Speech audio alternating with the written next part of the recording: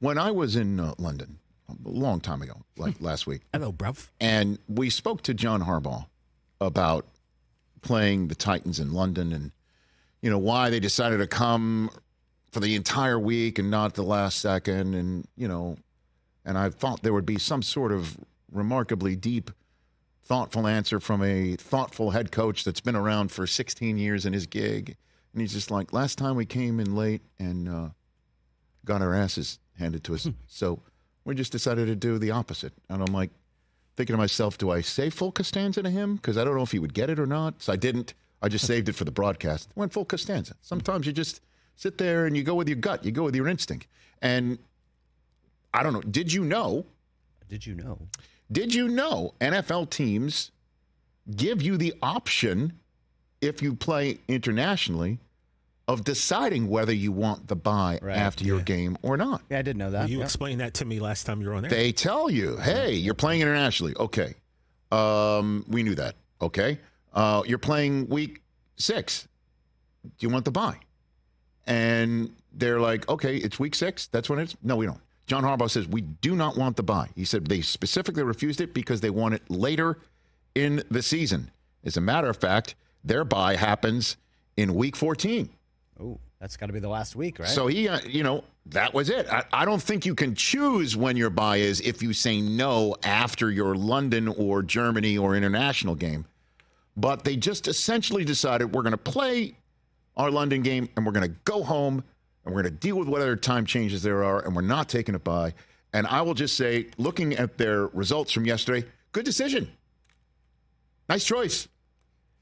Because they came back from London, worked out, and they looked like they were on Eastern time the entire time they were in London.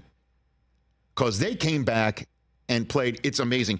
When they decided to change how they approached the London game, they did that because it was the worst loss in John Harbaugh's tenure when they went late in their other London game. 44-6 they lost, and he's like, we're going to do the opposite. And they come home and come up with one of the best wins of John Harbaugh's tenure. Clearly, there were many ones in playoffs and obviously winning a Super Bowl against his brother of all coaches. That's pretty big. This one is huge in terms of regular season W's because they decided to do the opposite of what they have been doing on offense by deciding Greg Roman out, Todd Monken in. We're going to change our offense, not completely, but they did it, by the way, at a time when Lamar Jackson was tweeting out, I'm not playing for you anymore. I want to trade. And they decided to do all of this stuff, assuming it would all work out with Lamar, although I imagine during these time periods, they thought this might not go the way they wanted to go with Lamar coming back. And to their credit, and Lamar's, keep it together. Don't say anything stupid in public that could make things worse from, I guess, the team side of things. Get Lamar back in and start playing an offensive mindset that has Lamar in the pocket more, has him having plays dialed up for his abilities as a thrower. And after yesterday's game, we have a GIF of the moment when during this entire process of making the change and now realizing what the change has brought about. There it is, right there, Rick Dalton. That's it. Yesterday's game, it's a Rick Dalton GIF. That's it. That's it. Lamar throwing for over 300, and by the way, finding Gus Edwards on an 80-yard sort of dump-off pass, and we're going to find Ricard, our fullback, for 28. We're going to get Zay Flowers involved. We're going to get Bateman involved. We're going to get, Odell involved. And, of course, Mark Andrews scores 2 touchdowns on National Tight Ends Day. And on top of it, let's get 5 sacks with Kyle Van Noy, we just brought in, getting a couple of them.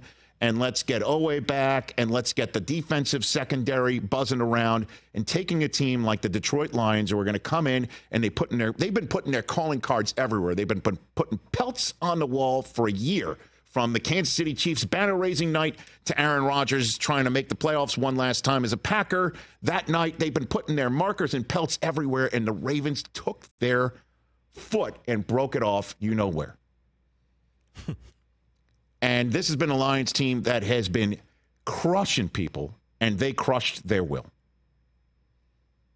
Mission accomplished in Week 7 for the Baltimore Ravens, who are the team nobody talks about because maybe you don't have anybody more than Lamar or Mark Edwards, or if you picked up Justice Hill or Gus Edwards in your fantasy league when J.K. Dobbins went down, you don't talk about him.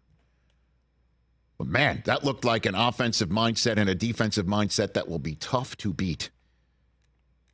As Baltimore heads to Arizona next before home for Seattle, then they play their division games at home against Cleveland and Cincinnati on a Thursday night. Then they're at the Chargers here before their bye. Home for the Rams at Jacksonville will be a significant Sunday night game.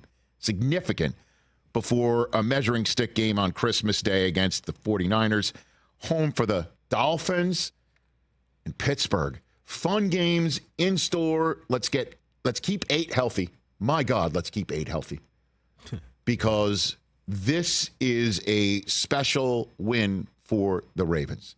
Catch the Rich Eisen Show every single day on the Roku channel, 12 to 3 Eastern, for free.